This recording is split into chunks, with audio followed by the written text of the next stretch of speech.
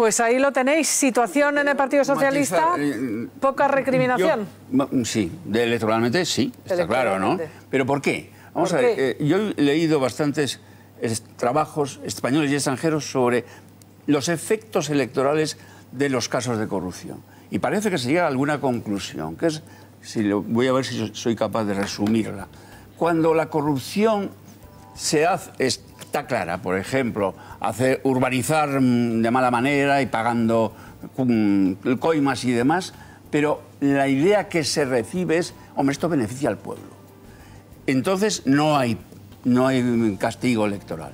Cuando el tipo se lo lleva crudo y se lo lleva a Suiza, entonces sí hay castigo electoral. Es decir, que hay que matizar mucho. Los dos son corrupciones. Los Eres es corrupción, Bárcenas es corrupción, pero no es el mismo tipo de corrupción. El tranvía de Parla no tanto. El tranvía de Parla no hay ninguna corrupción. Hombre, por favor, esto es un invento del periódico El País para echar de la... Pero una cosa que costó 90 y acabó costando 200... Eso es un sobrecosto. Pero fíjate lo que le costó, y a mí me parece muy bien lo que hizo, el metro a Gallardón, o por ejemplo, el hundimiento de la M30 que ha quedado de cine, pero le costó 5 o 6 veces más. El soterramiento. Eso no es una corrupción alguna. Vamos al hecho de fondo que está diciendo Joaquín. Entonces, en ese caso, al Partido Popular sí se le va a recriminar en las urnas esa corrupción, si siguiéramos la teoría de Joaquín, Fran, y le pregunto, y sin embargo al Partido Socialista, los ERE, que se lo han llevado crudo hasta para cocaína, pero no ha sido interpretado así por parte de la población en Andalucía, de los votantes. Y se ha explicado antes muy bien.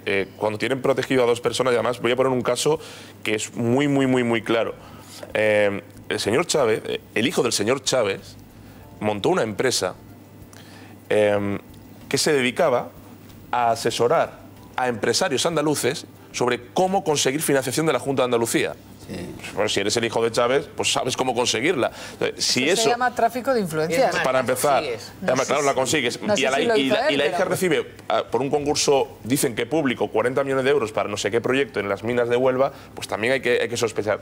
El problema está en una cosa que que trajo para Andalucía en el año 86 Felipe González, llamado PER. No existía ya.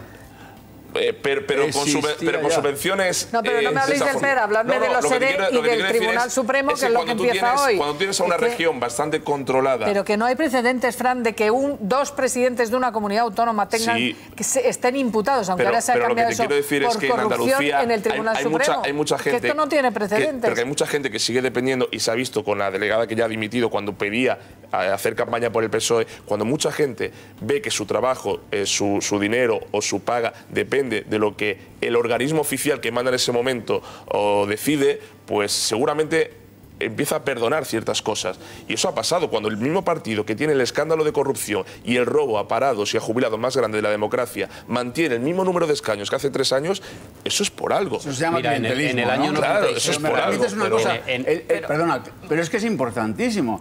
Esos escaños de Griñán y de Chávez no son de nadie, son de ellos. Suyos. Son de ellos. Sí. Porque así lo dice la Constitución. En el caso de Griñán, por designación autonómica, no tanto, pero bueno. Y muy importante, y termino, Susana Díaz confunde siempre los intereses de los andaluces con sus intereses. O sea, ella se cree que Andalucía es ella, y lo que no entiende es que ni siquiera cuando dice, no, voy a gobernar en solitario. Para empezar, a la presidenta la elige el Parlamento. No, con la gente. La elige el Parlamento. El Parlamento puede decidir si preside o no Andalucía.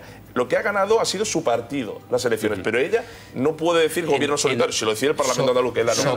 Sobre el tema, don Joaquín, del que ha planteado Isabel. En el año 96 el Partido Socialista perdió las elecciones después de la época de mayor corrupción de la historia democrática de España, y no perdió las elecciones por aquella corrupción. La perdió por la inercia que traía el jefe de la oposición, que era José María Aznar, y ganó por la mínima, ganó por una distancia prácticamente inapreciable, ¿no? Ahora, se ha demostrado que la corrupción no pasa factura electoral en España, y yo creo que al Partido Popular...